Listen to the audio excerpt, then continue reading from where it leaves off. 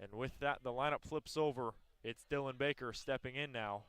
He takes the first pitch strike that he fouls back on the right side. Dylan Baker, redshirt junior, who plays the middle infield spot, the shortstop position from Tampa, Florida. He has Zarlingo on second, and he stares at a ball outside and away. It's 1-1. Last year, he was hitting .288 in 50 games for the Hawks. This year, .294 in 45 games for Miami. Strike 2 called. Downstairs, and it's 1-2. Baker's behind. This game, Baker is 1 for 2. Single, strikeout, and a walk. Here's the 1-2 pitch to Baker. This one is slapped up the middle. That one gets past the shortstop, Nelson, rounding third. Coming home is Anthony Zarlingo. A 1-out RBI single from Dylan Baker, who cooked that one right up the middle. And the RedHawks retake the lead on top of the Bobcats. It's 3-2 Miami over Ohio. Second and third for Miami. Carly Spade hoping to bring him home. Miami up 7. And Spade crushes one out to left. This one going back, and this one is gone. Another home run for Carly Spade. Her second of the day. Carly Spade's 29th home run of the year. And the RedHawks are up 11-1 on top of Eastern Kentucky here in the 4th inning. Bodicic entered the game third in the MAC in doubles. And he adds to his case here. Evan Applewick at the plate. He takes a first pitch strike. For Applewick, he's been swinging it well, especially last weekend against OU. He went 4 for 11, 3 RBIs, 1 double, and 3 walks. Got on base a ton for Miami. 0-1. This one smashed to left. That one goes bouncing to the left fielder, Green. Rounding second, rounding third, coming in to score. Sliding in Sile, Ty Bodicic. A 2-out RBI single for Evan Applewick. And we've got a tie ball game here from Miami.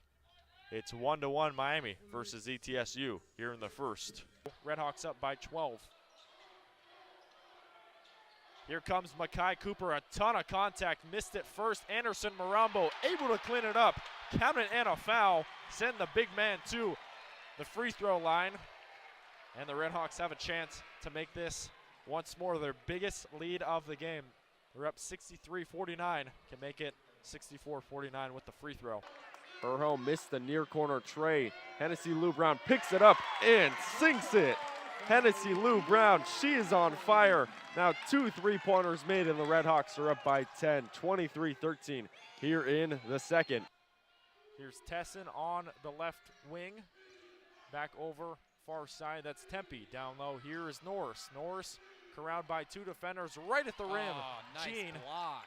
Blocked there by Jada Scott, and the RedHawks race down the other way. Here is Corey Lard right to the rim. Around 3 Central Michigan Chippewas, but she is stripped by Carrington Gordon. She got bodied a little bit there. A lot of contact, nothing called there. Yep.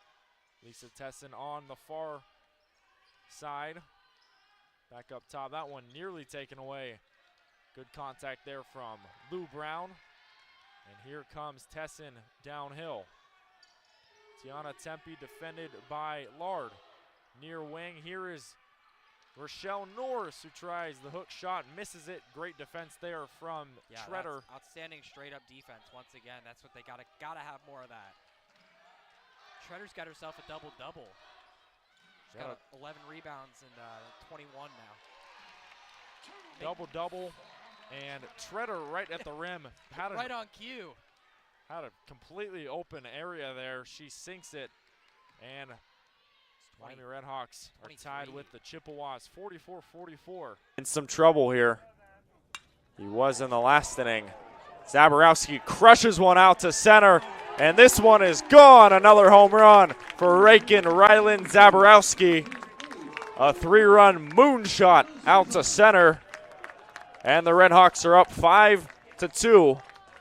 here in the third. For Miami, 2 runs in the first, 1 in the third, and 3 in the fourth. 6 runs on 9 hits. The 1-2. This one crushed out to right. Could be trouble. This one's going to bounce up off the track and over the wall. A ground rule double for Ryan Novak. The true freshman continues to shine here for Miami. And it is 7-4. RedHawks on top of the Buccaneers here in. So no balls and 2 strikes, 1 out, 2 runners on here for Oakland. Here's the pitch. This one chopped right over to second. The flip, the throw over to first in time. 4-6-3 double play. Gordon, Baker, and Novak. And that's going to do it for the Golden Grizzlies, half of the 6th against these RedHawk bats. It doesn't mean he has gotten through them unscathed. Here's the 2-1 pitch. This one hit pretty far out to the outfield. This one traveling at the track, at the wall. This one is gone. A home run for the Miami RedHawks. Zach McDonald has gone yard yet again. Homer number 5 for the superstar junior here for the RedHawks. And this has cut the game in a much more favorable position here for the RedHawks. A 3-run bomb out to right center. 2 balls, 2 strikes, 2 outs, bases clear. RedHawks trying to force a second consecutive scoreless inning for ETSU. The 2-2 breaking ball swung on a miss, strikeout swinging. Second of the inning for Peyton Olenek. They have been on fire here, and this is another batter you don't want to face, where it's pretty much been a free fall here for Central Michigan. Rylan Zaborowski right up the middle, past a diving Henning. Coming around third to score is Zach McDonald. 8 straight runs here for the RedHawks. Rylan Zaborowski putting on the superhero cape once again, and Miami is up 10-5 here in the 7th. Good evening. I'm Andrew Relvas, and I'm here for the Miami Sports Update. It's a great time to be a RedHawk fan with plenty of good news on the horizon for multiple teams. One team in particular, the Miami football team, just secured a 5-year contract extension with head coach Chuck Martin to keep him as the head coach through 2029. Martin has been the head coach of the RedHawks for 9 seasons, and under his watch, Miami football has been a machine. Since 2014, Martin has won the MAC twice and has brought Miami to 4 bowl games. Miami finished this season with an impressive 11-3 record, beating Cincinnati, winning the MAC, and making yet another bowl game. It's a well-deserved extension for Coach Martin, and it will be interesting to see how he will coach next season's group. Turning things to baseball, the Miami RedHawks took on the Western Michigan Broncos in a 3-game weekend set in Kalamazoo. The first game was all Broncos, as they ended up winning 3-0 in a pitcher's duel. Patrick Mastrian and Carson Byers were both strong for the RedHawks as they struck out 6 combined Broncos hitters. In Game 2, Miami would fall short of Western Michigan as the RedHawks could not quiet the Broncos bats, losing 8-5. In Game 3, the RedHawks were caught in a shootout that they unfortunately could not win.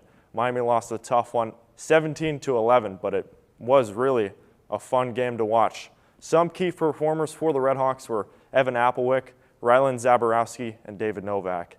Miami's next matchup will be against the 3rd-place Toledo Rockets for a weekend series in Toledo. Switching it to softball, Miami was recently ranked as the 24th best team in the nation. The first time in program history, and on top of that, they are leading the nation in home runs. Talk about an impressive season. The RedHawks recently hosted the Ball State Cardinals for a 2-game Tuesday doubleheader at home. In Game 1, the RedHawks were not messing around as Allie Cummins hit 2 of the 3 RedHawk home runs, and Miami defeated Ball State 8-3 in the first game. Freshman Madeline Reeves had a complete game win. She was looking really good out there for Miami.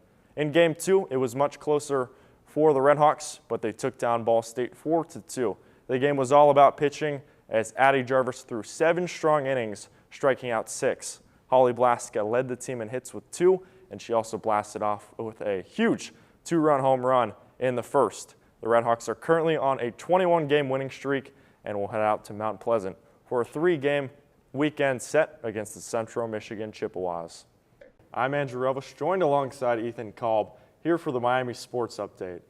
The Miami hockey schedule officially got revealed last week, and there are a lot of exciting matches coming home to Oxford next year. My picks for the top games are the home opener versus the Alaska Anchorage Seawolves on October 11th and 12th. The first NCHC home matchup of the season versus the Minnesota Duluth Bulldogs on November 15th and 16th, and Miami hosting the Arizona State Sun Devils in their NCHC debut season on January 31st and February 1st. To find out more about Miami hockey news and our new schedule, check out MiamiRedHawks.com.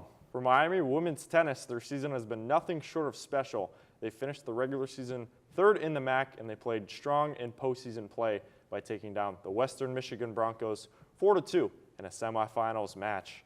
Their magical season fell just short in the MAC tournament this past weekend after they fell to the Toledo Rockets 4-1.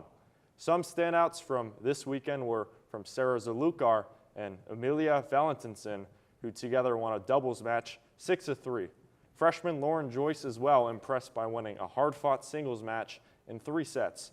The future is bright for Miami tennis, and they should once again be a threat to win the MAC again next season.